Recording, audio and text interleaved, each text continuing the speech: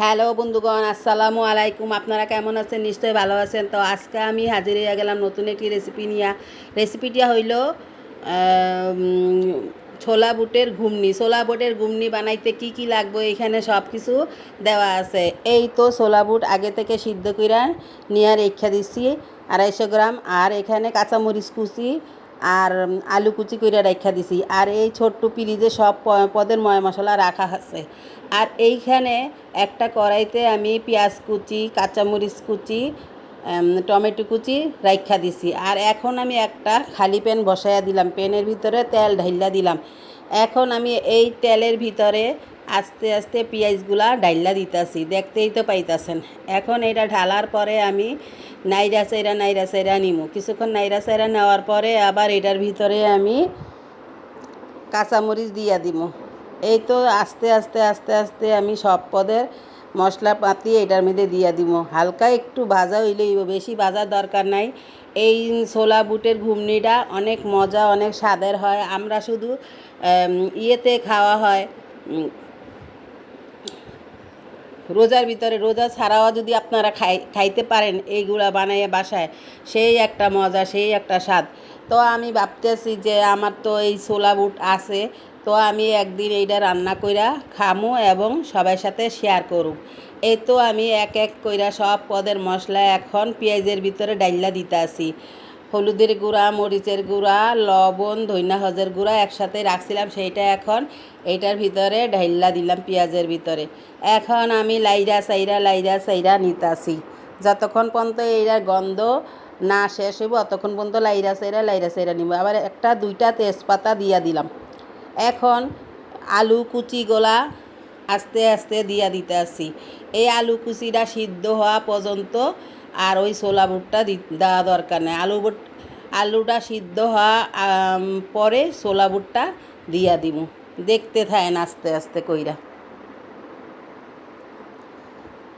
এই তো এখন কিছু কিছু টমেটো কুচিও কাইটটা রাখছি একটা, সেই টমেটো কুচিও এইখানে আমি অ্যাড কইরা দিলাম।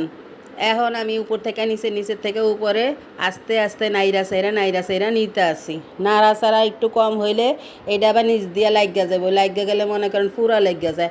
পুরা লাগিয়ে গেলে তো এটা আবার মজা লাগবে না। এই জন্য বারে বারে এটার নাড়াচাড়া করতে হয়, উপর থেকে নিচের থেকে উপরে।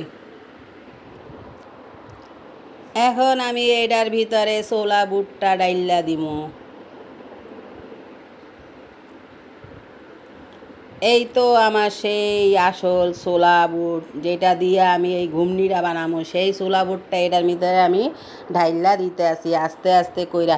এইটা 2 ঘন্টা পর্যন্ত আমি বাসায় পানি দিয়া ধুইয়া ভিজায় রাইখা সিদ্ধ করছি। একদম নরম তুলতুলে হইয়া গেছে। আপনাদের একটু দেখাইতে পারতাম তাইলে আপনারা বুঝতেন। হয়তো মনে করতেছেন বেডি মনে শক্তটা দিয়ে রান্তাছে, আমি শক্তটা দিয়ে রান্ধুমকে। আমি তো জানি এইটা আগে ভিজায় রাখতে হয়, তারপর ভালো করে সিদ্ধ করতে হয়, নাইলে এই ছোলা বুটের ঘুগনি মজা হয় না।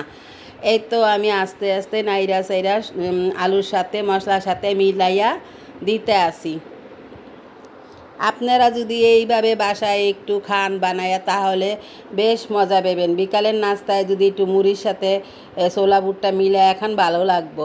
আর এইখানে কিছু কাঁচা মরিচ কুচি রাইখা দিয়েছিলাম, সেটা আগে দেই নাই, এটার ফ্লেভারটা নষ্ট হয়ে যাইব এই কারণে।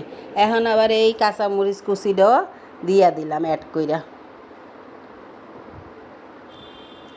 রোজার ভিতরে সময় পাই না এত সুন্দর করে রান্না করতে, তখন অনেক পদে রান্না থাকে, মাথা যায় নষ্ট হইয়া কি এতে কী করুম বুঝতে পারি না। তখন অন্য রান্নাও, ভালো রান্নাও খারাপ হইয়া যায়। আর এইটা তো এখন মনে করেন একটা রান্না করতাছি, আস্তে আস্তে সব কিছু দিয়া সুন্দর করে রান্তাছি।